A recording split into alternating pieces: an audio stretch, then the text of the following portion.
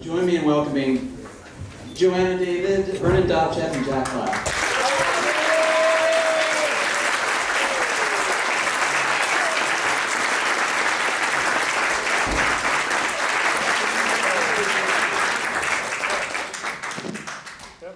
You guys can get cozy together if you like. Well, I'm glad you said microphone. Well, we've heard from a lot of folks today from earlier in the series, but your episodes came a little bit later. Joanna, yours has the distinction of being the final episode of the series.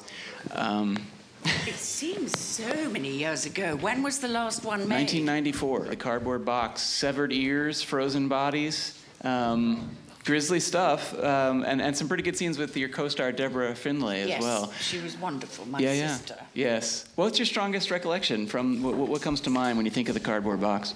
Well, I seem to remember opening this cardboard box, and you had to see the ear. It was supposed to be the real ear of my Sister. Yeah. And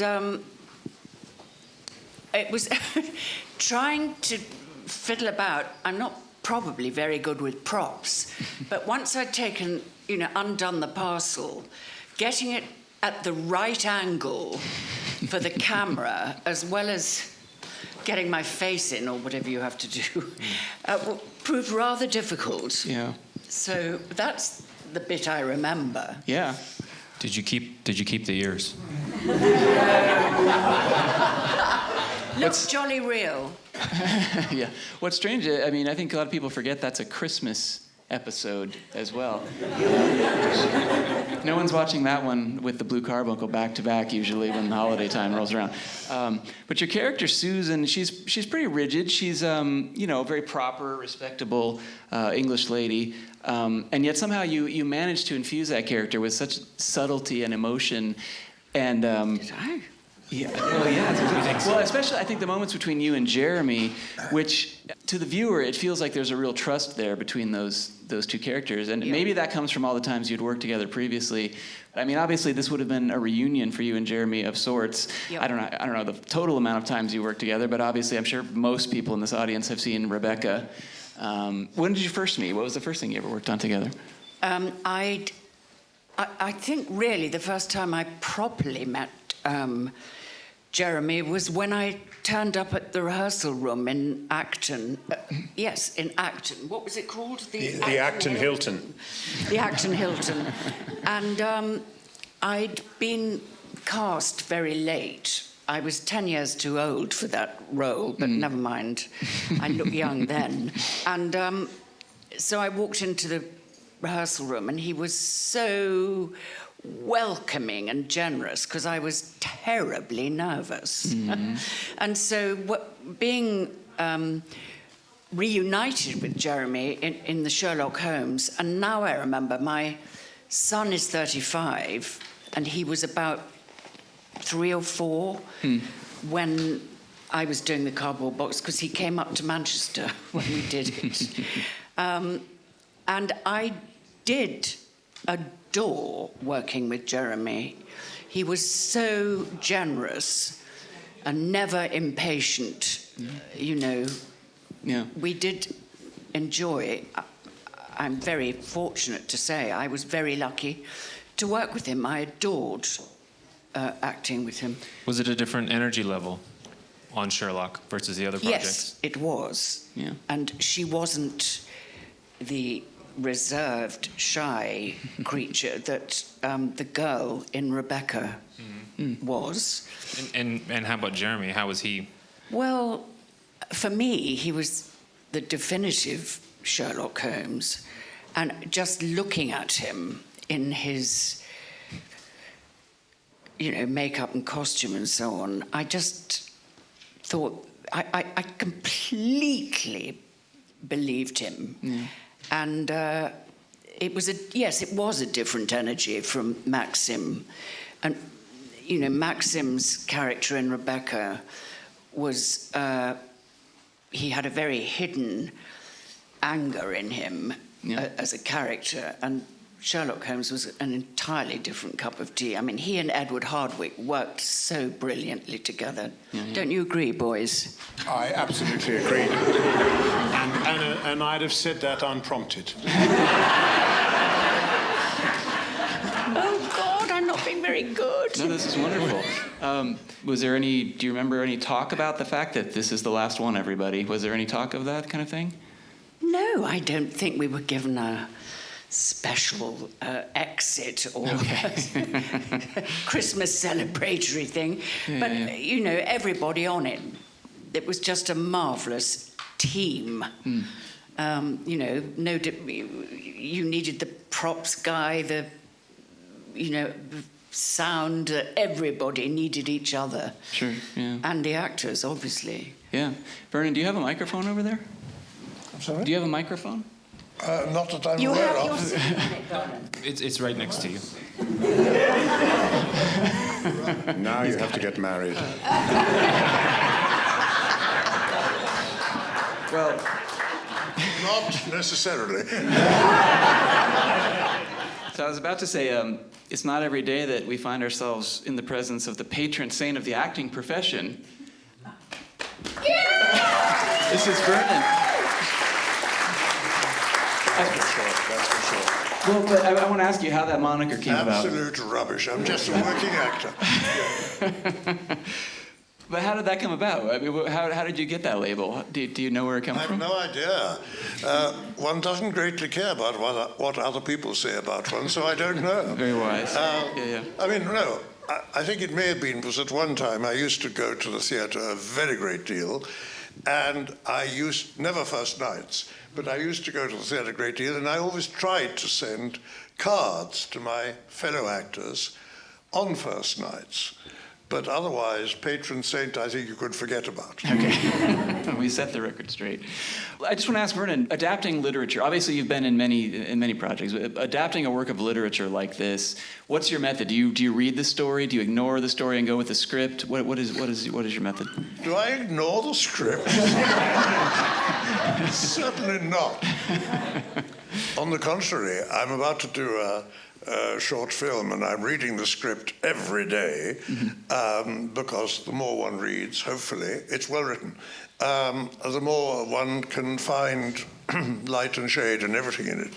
I would never dream of it. But I mean, do you read the original story? Do you pay attention to the original work in Sherlock Holmes or something? Versus the script. Yeah. Story versus script. That depends very much. I, on the whole, believe in working from the script that I have got to be in. But if there's a possibility, yes, of course I read the original work, but there is a danger because you want to say, oh, but couldn't we put that bit in and that bit in and that bit in? So one has to be very careful and very tactful about that. Right.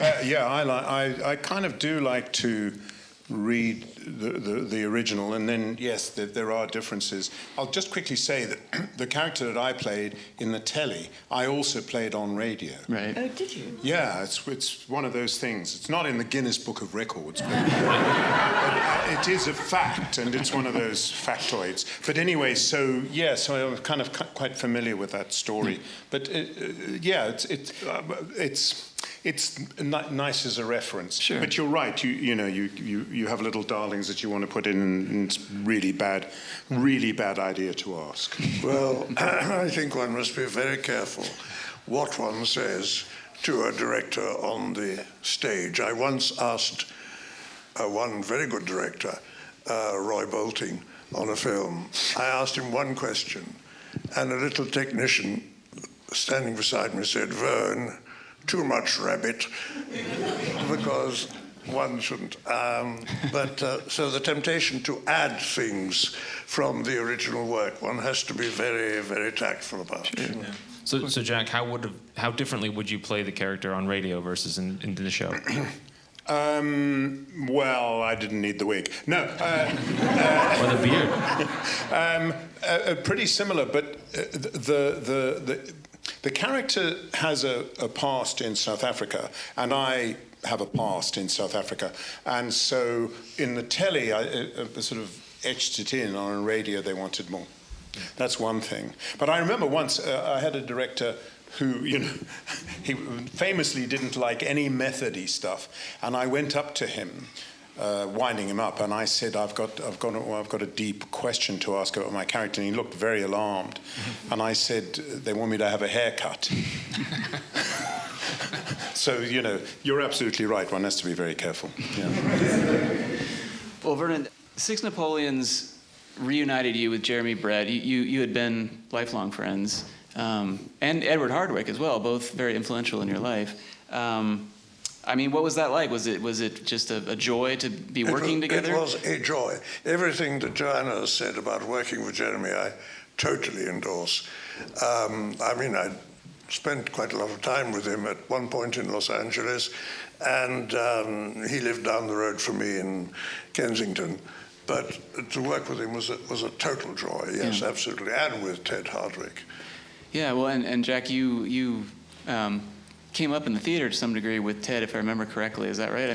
Not really. I knew him in the theater, but I hadn't actually worked with him.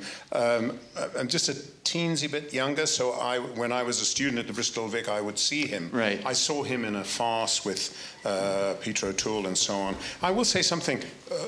First of all, I echo everything that you both have said about Jeremy Brett, but I had the joy, this is going to sound irrelevant, but I did have the joy of once working with Morecambe and Wise. And they were such an amazing, you know how they moved and were together and so on.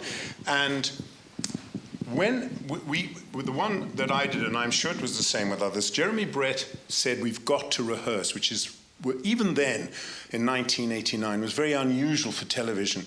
And so we rehearsed, and they'd already, Ted Hardwicke and Jeremy Brett had been doing the parts for a long, long time, and they'd done it in the theatre and so on. And I watched them going over to get cups of tea and talking and going, and I swear to you, they moved together so beautifully. It reminded me of Morecambe and Wise and Fred and Ginger. There was sort of like it was an amazing thing. They weren't known for being these fantastic physical actors, but in fact they were. And it was very touching to me to watch them.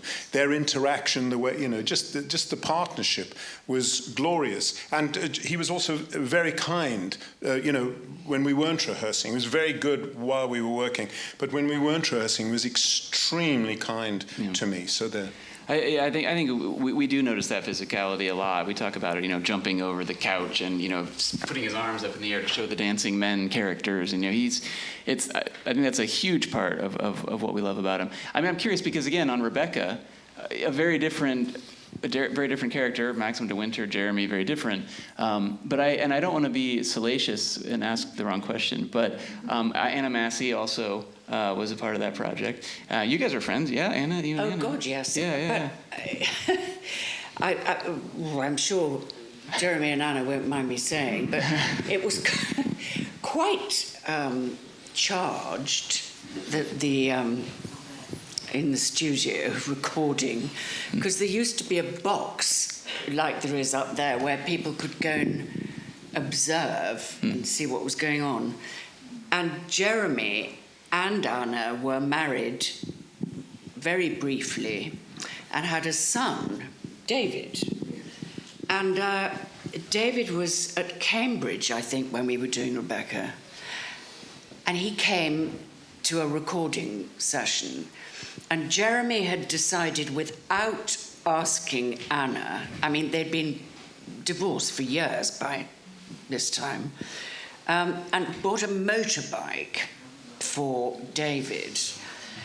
And during, the rehearsing and doing of it, David fell off and hurt himself, not, thank God, badly, but Anna was furious with Jeremy. So the tension was quite extreme. Yeah. But, they were extraordinary. They worked. The dynamic between Mrs. Danvers and Maxim was, I think, extraordinary. Yeah. I think they were quite brilliant. Yes. Well, all three of you are what make that. I think many people consider it the definitive adaptation, in spite of the fact that Alfred Hitchcock took a crack at it too. So it's pretty great stuff. Jack, I just want to ask you a quick question about your role. the Honorable Philip Green, because honestly, you're very highly charged. Let's say it that way in the episode. You have a lot of anger in you, a lot of justifiably so. But those scenes, almost all your scenes are with Jeremy and Edward. So you're dialed up to 10 with your emotions in those scenes, and you're acting against Jeremy Brett as Sherlock Holmes. And so my question is, how do you decide as an actor, and is this a group decision, or do you just make the decision to, how far do you push? When the person you're acting against is known for being, a big personality like that, do you decide to push not as far or farther than you think Jeremy might go in response to the scene? Gosh, I honestly, that didn't come up. First of all, I would advise anybody to choose the director John Madden. That would be a good. That would be a good start. Yeah. And secondly, as I say, we did rehearse for a week. And by the way, Cheryl Campbell was in that episode, and she just blew everybody away just by being so splendid. Recently, incidentally, I was in a show and she came up to me and she said, "Do you remember me?" Well, yes, I think I probably would.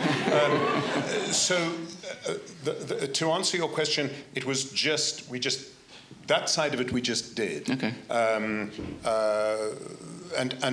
quite far from him being in any way competitive or anything like that. He wanted to rehearse, he wanted to get it right. He took it immensely seriously because he really loved the part and the stories and felt that responsibility keenly. And that's why you're all here, because of that dedication. And that's how it was. He was so encouraging and wanted it to be what you said. I don't think we particularly discussed it.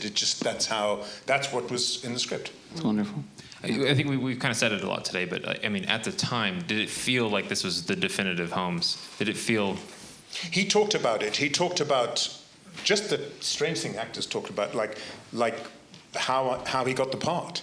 And he used to I suppose it's maybe the look. He sort of talked about, why he was cast. I want to add one thing just as a personal thing, just out of interest. I had a relationship when I was very young with an actress who's a little older than I was. And she had been at the Central School with Jeremy Brett.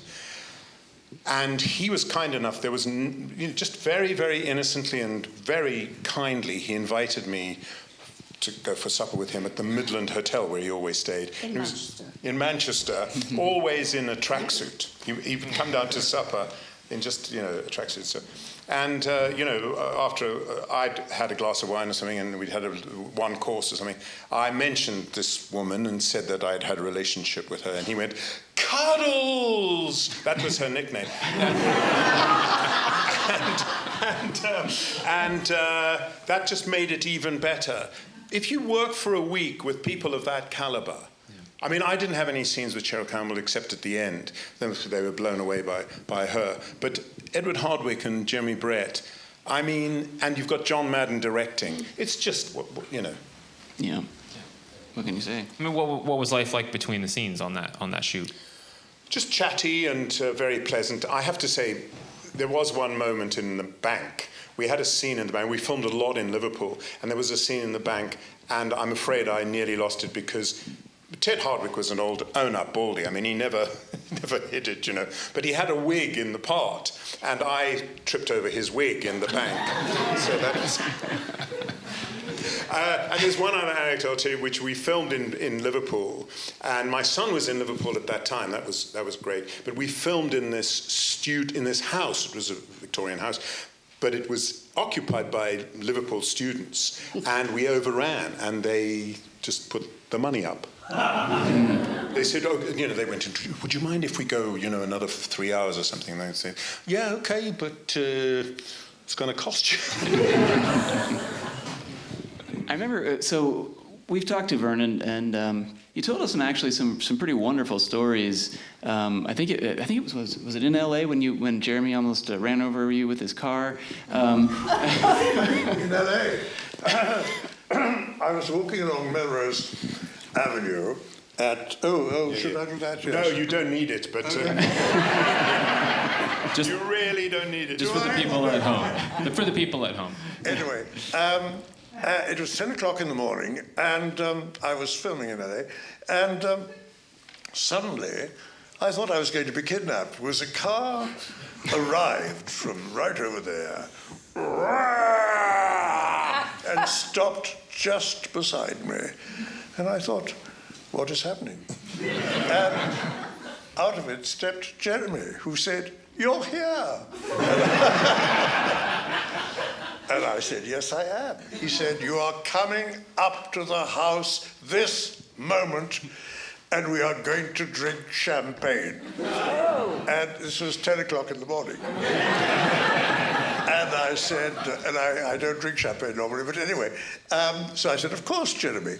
So it turned out that he had just bought a house in one of the hills, which he was sharing with an actor friend called Paul Chenard. And we drank champagne at 10 o'clock in the morning. And I said, "But why particularly now?" And he said, "Well, I have been 39 for so many years, and today I'm 40. A great joy. And yes, I've never forgotten it.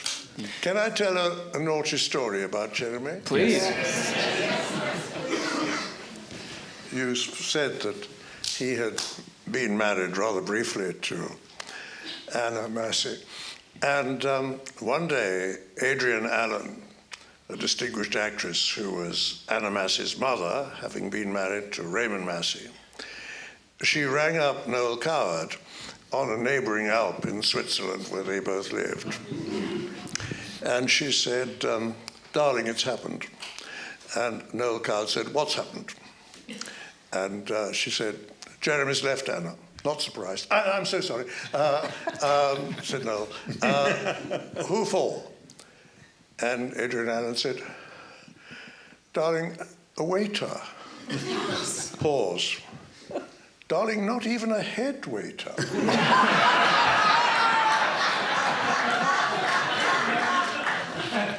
God bless him. Yeah. Well, again, Joanna, I mean, any fun behind the scenes stories with Jeremy? Any fun rap parties, either on Rebecca or on the Cardboard Box?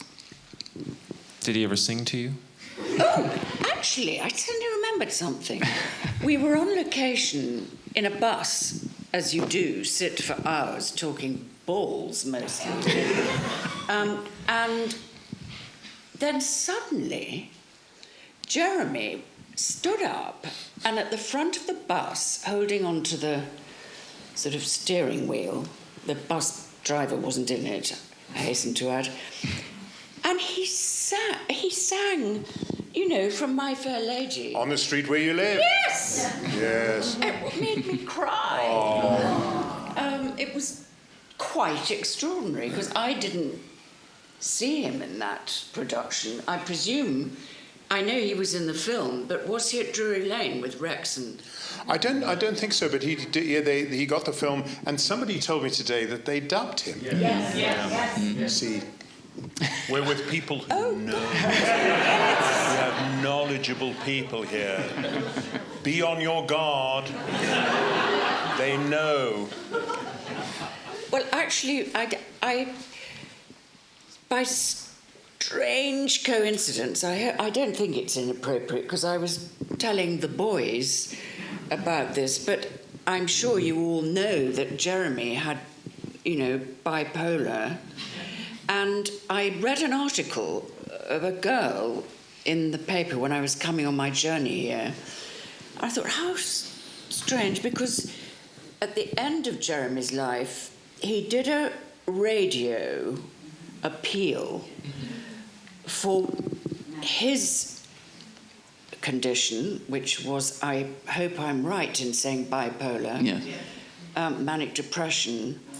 And he said, Joe, I remember him telling me on the phone, that's the most important thing I've ever done, was that broadcast.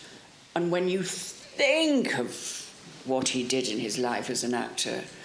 But that was deeply moving as well. Mm-hmm. I hope it was a comfort to people who had a similar condition. Yeah, and you can still hear that. I mean, it's out there on the internet, and it's moving because he's obviously struggling. Yep, absolutely. But he still took the time to do it. Mm. So. And that's why we decided all the proceeds from today are going to Mind UK. I think that's in his incredible. Mm-hmm. Yeah. Just to turn it back to the show for a second, your scenes were with. My brain just lost her name. What was it? Deborah. Deborah, yes. Well, and they're great. You have so many scenes together, and frankly, that's what carries the episode, is that drama. What are your memories of working with her? Deborah, I mean, when I see Deborah, I've never worked with her on stage or on film. I've never worked with her on stage or on film again, or telly. Mm. But we always, when we meet, it sounds as if I have a massive social life. I certainly don't. But sort of functions, we turn up and we always talk about playing sisters and wish we could play sisters again. She's a wonderful actress, and I've seen her in many.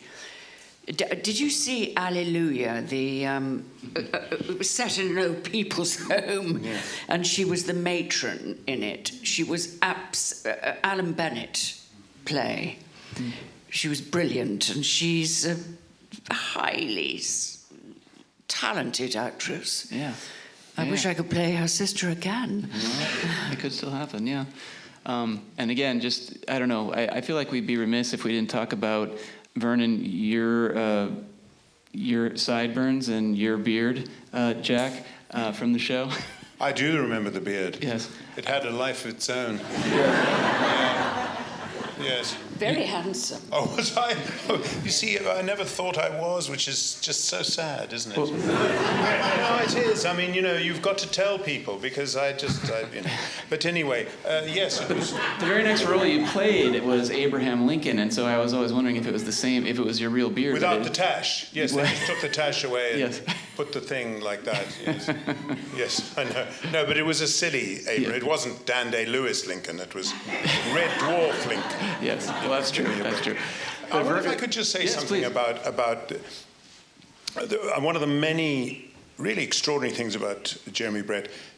First of all, people put actors down, and probably rightly. When actors opine, you think, oh, give me a break. But to play genius, to play intelligence, that's not easy. Mm-hmm. And he cracked it. Yep. And that's really something. That's why you have to applaud it, because it's the passion. It's the passion that you bring. It's the passion and the notion of reason. Once for the Sherlock Holmes Society, I was saying earlier that I did this talk at the Sherlock Holmes Society, and you're not allowed, I'm sure you all know this, you're not allowed to call Sherlock Holmes a fictional character. Sherlock Holmes is real. But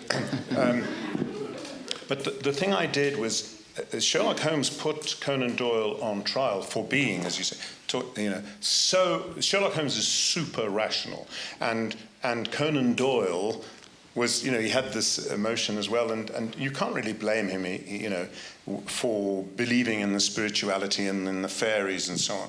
But Sherlock Holmes, has a go at him for that. And it's the super rational. You're quite right about the emotion and the drugs, but there's something really extraordinary about seeing intellect in motion, and not all actors can do it. Yeah, well, and he was asked that question, how do you portray genius? And he said, I'm not a genius. It's like the only way I've been able to figure out how to do it is with speed. So he's like, whether it's the speed of my eyes darting or the speed of my motions, or you know what I mean? He's like speed of thought. Yes, oh yeah, and physicality as well. That's very, very bright. Yeah.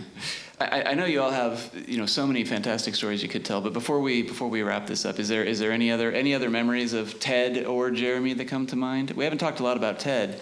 I don't know if you guys have any behind-the-scenes tales. You must remember, he was he was the son of a very famous. Yes, and by the way, I haven't clarified this, but this book that's on display back here, this is a replica provided to us by Prim Hardwicke. This is, I don't know how many of you know about this book, but and this is not an original, so you can feel free to turn the pages. We probably should have said that earlier. But Sir Cedric, Edward's father, knew everyone. And so he started this book and said, please leave a message for my son to read when he's older. So in that book, you have notes from Walt Disney. You have notes from Einstein, Yeah. Alfred Hitchcock, John Ford. And they pushed Edward. I mean, they pushed him and they said, you've got to work on your voice and all those kind of things. And he was Ralph Richardson's godson. Yeah. Edward. Yeah. This is going to sound weird.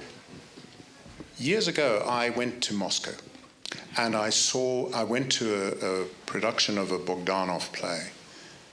And a man arrived, and there's this character in this Bogdanov play, the Moscow Art, legendary. And it's one of the few times I've seen somebody on stage, and I looked at him and I thought, oh, this poor man. He used to be rich, now he's poor. He's fallen on hard times. And I got the whole story of this person, this character from this man. His name was Levanov, and he was a Russian actor, one of the really highly respected Russian actors. And I spoke to Russians afterwards, and I said, this man, they said, yes, he is great, great actor, but best performance he ever gave was on television, Sherlock Holmes. Oh. Almost as good as Jeremy Brett. Very good. Just came into my mind now. Yeah. Well, Vernon, you were also very close with Ted. Well, I was devoted to him. I don't think we worked together in anything else. Sorry, I don't think we worked together in anything else. Maybe we did. It's rather old time. But I was absolutely devoted to him. And he told me one thing about his father, which I was very touched by and very grateful for. So Cedric had a big success in a play called The Apple Cart by Bernard Shaw. And Magnus in The Apple Cart has one huge, long speech, 3 or 4 pages long. And it's a good speech. I was in the play at Chichester with Keith Michelle, who was very good in it. So Cedric had great difficulty in how to master this speech. And he said to Bernard Shaw, the author of the play, "What do I do?" And Bernard Shaw said to him, "You have one idea. You speak one sentence. That is all you do.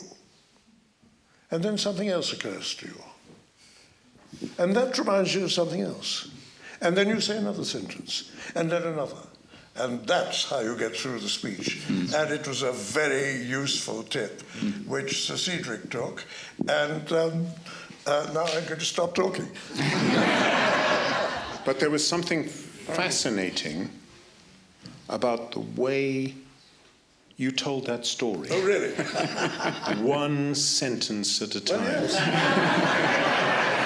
It was just like life. Just like life. Well, Joanna, I want to give you the final word. Any fond recollections of Ted? Well, we were both trustees of the Ralph and Mariel Richardson Foundation, which helps actors in need.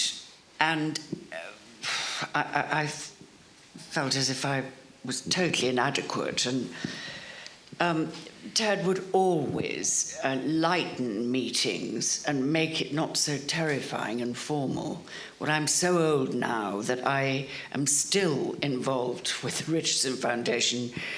And there are much younger people on the grants committee, so it's not quite so bad now, but he always put me at ease and we'd have a laugh. He had a wonderful sense of humour.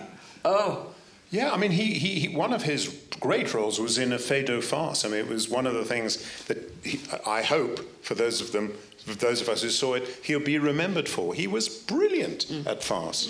Yes. Well, Jack, Vernon, Joanna, I don't know how we can possibly thank you enough for doing this. Thank you for being here so much.